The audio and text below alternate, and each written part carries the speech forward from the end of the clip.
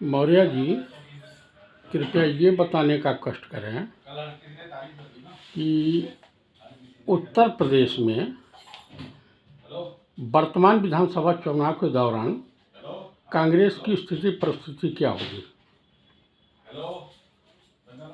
जैसा कि विदित है, बहुत सारी एजेंसियां उत्तर प्रदेश में जनता का मन टटोलने में लगी हुई है। हमारा 2019 में 6% वोट था, जिसे विभिन्न एजेंसियां अब 10% से ऊपर वोट बता रही हैं। प्रियंका गांधी जी के प्रभारी बनने से और सक्रिय होने से पार्टी में निश्चित रूप से उत्तर प्रदेश में मजबूती प्रदान हुई है और भारतीय जनता पार्टी कहीं ना कहीं वोट प्रतिशत के मामले में नुकसान उठाएगी। बताते हैं कि पूर्वी उत्तर प्रदेश को काऊ बेल्ट कहा जाता है, यानी ब्राह्मणों का बेल्ट, जहां पर 20 से 25 जनपद ऐसे हैं जहां पे सनातनी ब्राह्मणों की संख्या 35 से 40% पाई जाती है। ब्राह्मणों का रुझान इस वक्त किसके तरफ है? कांग्रेस की तरफ है, सपा की तरफ है, बसपा की तरफ है?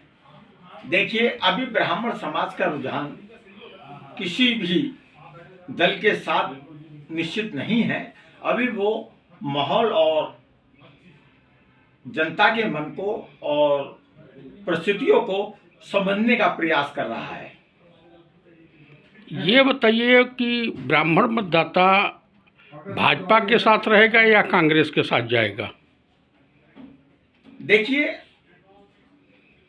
जो भारतीय जनता पार्टी को चुनाव हराएगा, ब्राह्मण अधिकांश उसके साथ जाने का प्रयास करेगा। कांग्रेस के साथ भी ब्राह्मण परिवार हैं जो यदा कदा कहीं नहीं गए, कांग्रेस के साथ हैं। हाँ, कुछ ब्राह्मण मतदाता जरूर हैं, 1-2% जो इधर से उधर अन्य दलों में आते जाते रहते हैं। उससे कोई, वो आज भी जाएंगे, कल भी गए और आने वाले कल भी जाएंगे। बहुसंख्यक ब्राह्मणों का रुझान किस तरफ है? अभी ये कहना उचित नहीं होगा कि किस दल के साथ है, सपा के साथ है, कांग्रेस के साथ है या बसपा के साथ है या बीजेपी के साथ है। अभी कुछ कहना बहुत जल्दबाजी होगी। दरअसल बीजेपी के मुख्यमंत्री योगी आदित्यनाथ के कार्यकाल में सबसे ज़्यादा ब्राह्मणों की हत्याएं हुई हैं, ब्राह्मणों का शोषण हुआ है। तो क्या ये कयास लगाया जाए कि ब्राह्मण पहले कांग्रेस का कोर वोटर हुआ करता था, तो कांग्रेस की तरफ वापस जा सकता है या नहीं? देखिए, ये ब्राह्मण समाज को समझना होगा कि उसका किस सरकार के दल में ज्यादा उत्पीड़न हुआ, क्षति हुई, नुकसान हुआ, मानसिक संतुलन बहुत परेशान किया गया। ये ब्राह्मण समाज को समझने की जरूरत है। हाँ, निर्णायक स्थिति में है, जिधर जाता है ब्राह्मण उधर उस दल का पल्ला भारी हमेशा रहा है और रहेगा। दरअसल ये बताइए कि उत्तर प्रदेश की मेन समस्या बेरोजगारी, महंगाई, किसानों की समस्या और महिलाओं का उत्पीड़न।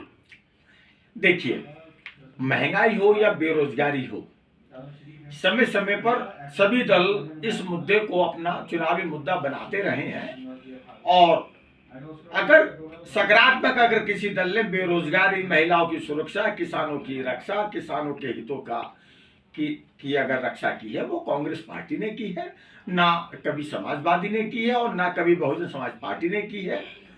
और सबसे ज्यादा दुखी सभी वर्ग, चाहे व्यापारी हो, चाहे दलित हो, चाहे किसान हो, चाहे युवा हो, चाहे महिलाएं हो, चाहे कर्मचारी हो, वो भारतीय जनता पार्टी की सरकार उत्तर प्रदेश में बहुत ज्यादा ये वर्ग परेशान और हताश है। दरअसल सुनने में ये आ रहा है कि मौर्य साहब, ब्राह्मण समाज हमेशा जो है देश और उत्तर प्रदेश की अगुवाई किया है, तो क्या कांग्रेस पार्टी का प्रदेश अध्यक्ष किसी ब्राह्मण को बनाया जा सकता है या नहीं? देखिए, अध्यक्ष अगर ब्राह्मण कांग्रेस पार्टी का यूपी का अगर हाईकमान बनाती तो ज्यादा अच्छा होता, लेकिन अब वो समय जा चुका है। अब चुनाव की तरफ पार्टी उत्तर प्रदेश के अंदर है। जैसा जो भी अच्छा हो या बुरा परिणाम हो वो अब सबके सामने होगा, और कहीं ना कहीं हमारे कुछ नेताओं की जिदबाजी कहीं ना कहीं उत्तर प्रदेश में नुकसान उठाना पड़ सकता है। जैसे देखिए, पिछले दिनों बहुत सारी आवाजें आई कि उत्तर प्रदेश का अध्यक्ष ब्राह्मण होगा, ब्राह्मण होगा। अगस्त तक बहुत आवाजें चली, लेकिन कुछ एक खेमा ऐसा है उत्तर प्रदेश के अंदर जो कांग्रेस को उभरने नहीं देना चाहता। उसमें ब्राह्मण भी है, उसमें कई तरह समुदाय के लोग हैं शामिल। विश्व सूत्रों से ये जानकारी प्राप्त हो रही है कि कांग्रेस पार्टी के लिए उत्तर प्रदेश में कांग्रेस की राष्ट्रीय महासचिव श्रीमती प्रियंका गांधी के राष्ट्रीय सलाहकार कोई संदीप सिंह हैं, और लल्लू रात के अंधेरे में कभी सपा मुखिया अखिलेश यादव से मिलते हैं, कभी योगी आदित्यनाथ से मिलते हैं। ऐसी चर्चाएं मार्केट में है, राजनीतिक गलियारों में। देखिए, राजनीतिक चर्चाओं में बहुत सारी अफवाहें उड़ती रहती हैं, और मैं इन आरोपों को उचित नहीं मानता। या वो समाजवादी से या भारतीय जनता पार्टी से मिलते हैं, वो कांग्रेस के प्रदेश अध्यक्ष हैं। कांग्रेस के साथ निष्ठा के साथ कार्य करें और कार्यकर्ताओं को सम्मान दें। क्या ये संभव है? अगर ये संभव होता तो कांग्रेस के तमाम कद्दावर नेता कांग्रेस छोड़ करके अन्य दलों के का रुख क्यों अपना रहे हैं? देखिए, कुछ परिवार ऐसे हैं जिनके अपने निजी हित कार्य होते हैं, और वो समय समय पर बहुत सारे लोग हैं दलों में इधर उधर जाते रहते हैं। कुछ बहुत ज़्यादा पार्टी के कभी कहीं नहीं गए, कई कई पीढ़ियां हैं। अगर वो कहीं गए हैं तो कहीं ना कहीं हताशा और निराशा और उनका शोषण और उनकी बात को नहीं मानना, वो पार्टी को भुगतना पड़ेगा। और अगर इस तरह के परिवार जा रहे हैं तो वो हाई कमान को उनसे बातचीत करनी चाहिए थी। अगर बातचीत नहीं की है तो उसके लिए जो है, उसके लिए प्रदेश हाईकमान दोषी है। जैसे ललितेश त्रिपाठी का जाना, जो ब्राह्मण समाज के कद्दावर नेता माने जाते हैं, क्या इससे कांग्रेस पार्टी को नुकसान हो सकता है? देखिए, बहुत सारे लोग पार्टी से गए और आए गए। कांग्रेस पार्टी एक बहुत बड़ी व्यापक राजनीतिक संगठन है। बहुत सारे लोग आते भी हैं, जाते भी हैं। मैं नहीं समझता कि कोई ज्यादा फर्क पड़ने वाला है। हाँ, जरूर काउ बेल्ट में कहीं ना कहीं कांग्रेस पार्टी को ब्राह्मण समुदायों में जो परिवार उनसे जुड़े हैं या कांग्रेस से जुड़े हैं या उनके प्रभाव के हैं, वो जरूर पार्टी से दूरी बना सकते हैं। अच्छा, तो कांग्रेस पार्टी क्या उत्तर प्रदेश में बिना गठबंधन के चुनाव लड़ने की तैयारी कर ली है? देखिए, मैं अनूप शहर के प्रतिज्ञा कार्यकर्ता सम्मेलन में मैं था, जो 14 जनपदों का था। बहुत सारे कार्यकर्ताओं ने कहा कि उत्तर प्रदेश में गठबंधन से बचना चाहिए और गठबंधन से दूरी बनानी चाहिए। गठबंधन नहीं होना चाहिए और सभी सीटों पर चुनाव लड़ना चाहिए, जिस पर उत्तर प्रदेश प्रभारी महोदया श्रीमती प्रियंका गांधी जी ने अपने उद्घोष भाषण में संबोधन में कहा कि हम 403 विधानसभाओं पर उत्तर प्रदेश के अंदर चुनाव लड़ेंगे।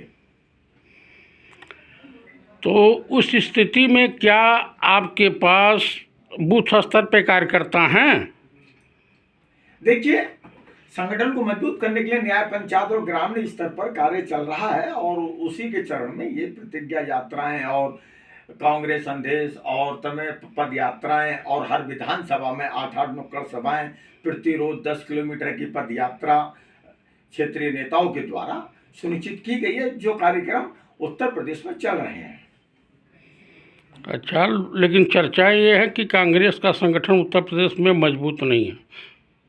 देखिए, संगठन किस दल का मजबूत है?